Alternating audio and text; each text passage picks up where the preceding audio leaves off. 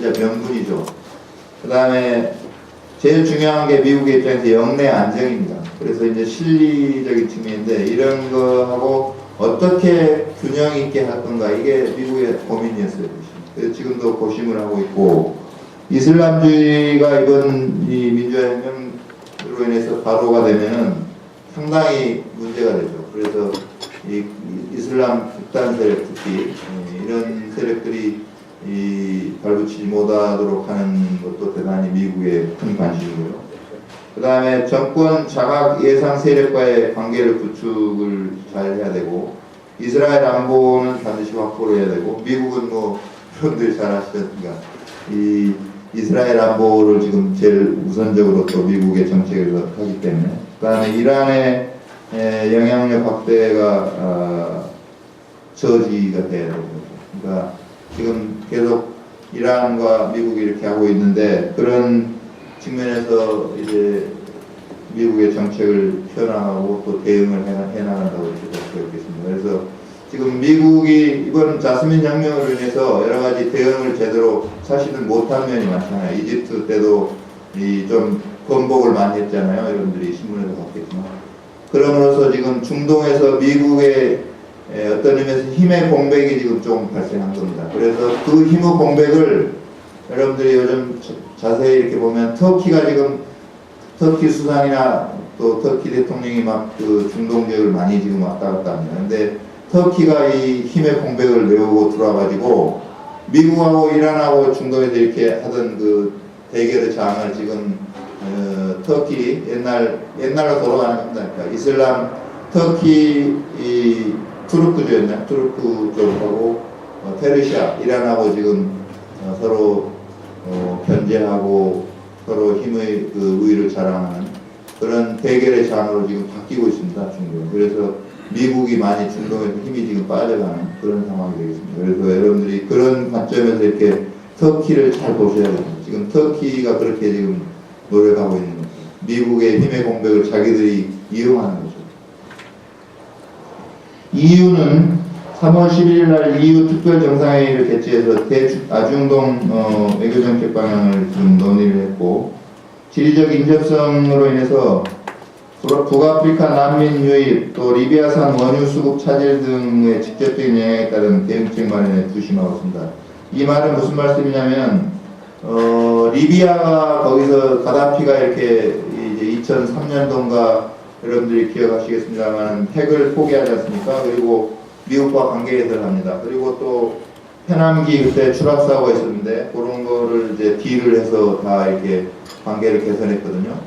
그래가지고 이제 이 가다피가 이게 좀 친서방 쪽으로 선회를 하면서 이제 한 남부 그러니까 그 리비아 남쪽에 있는 뭐 차드라든가 여러 나라 그 아프리카 국가들에서 난민들이 한 뭐 내전들이 막 보니까 그런 난민들이 한 18만 정도가 유럽 쪽으로 이렇게 가도 바다 지중해 건너면 넘어가니까 그래서 그런 난민들이 많이 발생했는데 가다피가 이제 그걸 다 좀 뭐랄까요 교통 정리를 했달까 그런 상황이었습니다. 근데 이제 리비아가 이렇게 되버리니까 이 난민들이 뭐 그 앞에 시칠리섬을 통해서 뭐 8만인가가 막 시칠리섬으로 들어가고 지난번에 그런 사태가 발생했죠. 그래서 전부 유럽으로 이태리 뭐 이런 데서 이제 아주 상당히 문제가 발생하고 이래가지고 이 난민이 유입되면 이제 EU 전체에 영향을 미치기 때문에 그런 얘기입니다. 그리고 이 EU 쪽에서 지금 리비아산 원유가 다른 중동 국가 원유하고 좀 그 원유의 성분이 좀 다르더라고요. 저유황인가 이래요. 그래서 우리나라하고 좀 다르고 그래가지고 한 90% 정도를 유럽 국가들이 가져갑니다. 리비아산 원유를.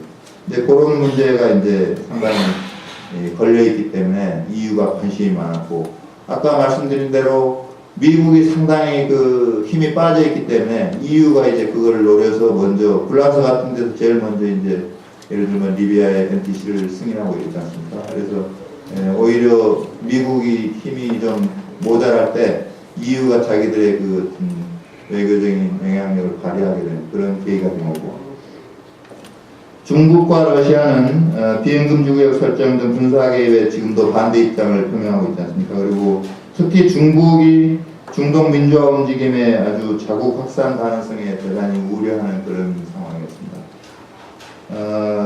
그런 반면에 중동 국가들은 자기 나라로 이제 사태 확산을 막기 위해서 환경 진압도 하지만 또 다양한 유화책도 병행했습니다. 그래서 임기 종료 후 내 퇴진하겠다 이런 이제 나라가 수단 거기도 바시드죠. 수단 대통령이고 예멘 아까 살레 대통령 그런 경우가 되고 세습을 이제 불식시키는 거죠. 자기가 원래 세습을 하려고 처음에 했어요. 예, 살레 대통령이. 그러다가 우리는 세습은 안 하겠다 이제 이렇게 선언을 했지 않습니까? 그 다음에 이제 경제적으로 많은 인센티브를 제공하는 나라들이 이제 사우디나 바레인 등에서는 아주 국민들을 이제 경제적으로 주택을 5만 호를 짓겠다는 등 이런 걸 막 발표하고 해서 그 민심을 이렇게 사는 그런 조치들을 계속했습니다.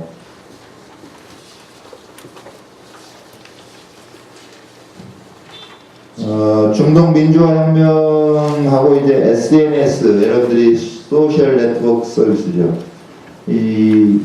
지금 젊은 층들이 이제 페이스북이라든가 그 다음에 트위터, 유튜브 이런 여러 가지 지금 SNS 시스템들이 많은데 저도 페이스북을 사실은 제가 이제 레바논 대사로 가서 2009년도부터 페이스북에 제가 들어갔습니다. 왜 이렇게 들어갔냐면 2009년도에 우리 아시는 분 아시겠습니다만 우리 외교부에서 공공외교, 퍼블릭 디플로마시라는 그런 이제 개념이 나오기 시작했어요. 그래서 외교관들만 외교하는 시대는 이제 지났고 모든 국민이 다 외교하는 시대가 됐습니다. 그래서 NGO도 외교관이 되고 제가 이제 우리 동명부대에 가면은 여러분들이 군사의 외교관이다 이런 얘기를 다 합니다. 1360명이 지금 우리 레바논 남부에 가서 아주 잘하고 있는데 그 동명부대 병사 한 사람 한 사람, 장교 한 사람 한 사람이 다 외교관이다 이런 걸 제가 강조를 많이 합니다. 그래서 그런 차원에서 우리 레바논 대사관이 하는 걸 제가 페이스북에 이제 비밀스러운 거 빼더라도 이렇게 알리고 하려고 이제 페이스북에 들어갔는데 나중에 금년 초인가 이 전부 대사관도 다 페이스북 가입하고 이렇게 왔더라고요. 그래서 조금 선진적으로 제가 이제 먼저 그렇게 페이스북을 했습니다만 하여튼 페이스북이 이번에 중동 그 자스민 민주화 혁명에 끼치는 영향이 여러분들이 다 아시겠지만 대단합니다. 그래서 민주화의 동력이 됐다 이렇게 평가할 수 있겠습니다. 아까 말씀드린 대로 청년 실업자 부하지지가 분신 자살로 이제 민주화 혁명이 촉발이 됐는데 이집트에서 이제 튀니지에서 이게 이집트로 갔고 이집트에서 요르단에서 예멘에서 알제리, 바레인, 리비아 등 중동 전역으로 이제 확산이 되죠.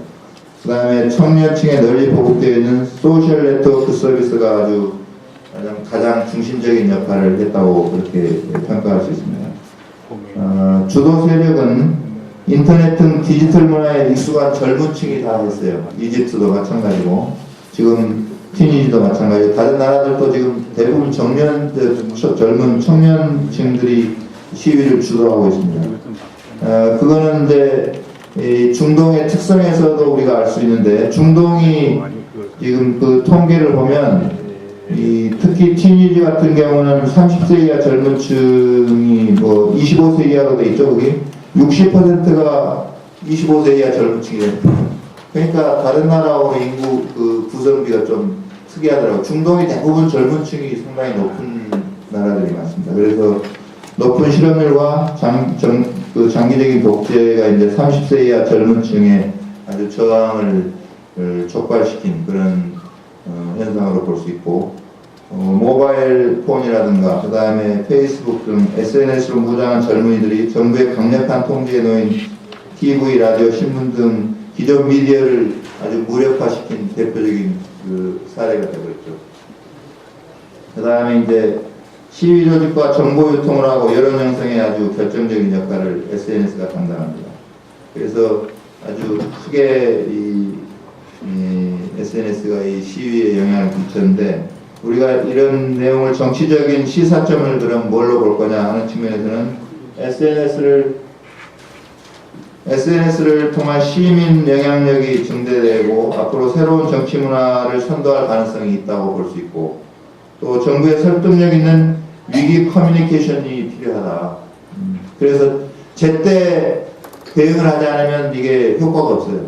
아주 시간이 급합니다. 그래서 저희 지금 외교부에서도 각 대사관들이 다 페이스북에 들어있고 그 다음에 트위터에 들어있습니다. 그래서 어떤 우리 교민 문제가 생겼을 때도 바로 즉각 대응하도록 지금 위임도 해놓고 이런 상황입니다. 그래서 바로 제일 잘하는 사람들이 거기다가 바로 대응을 할 수 있도록 이렇게 해야만이 오해가 풀리고 어떤 문제로 크게 확산이 안 되기 때문에 위기 커뮤니케이션 필요성을 우리가 지금 대응해 나가고 있습니다.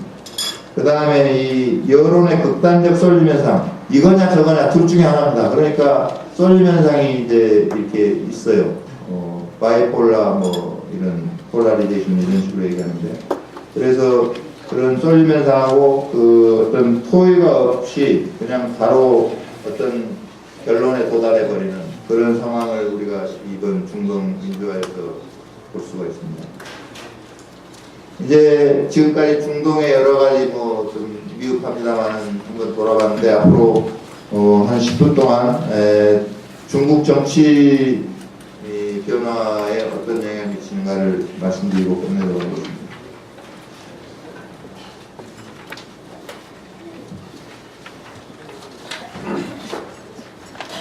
중국은 여러분들이 뭐 우리 인근 국가로서 잘 아시다.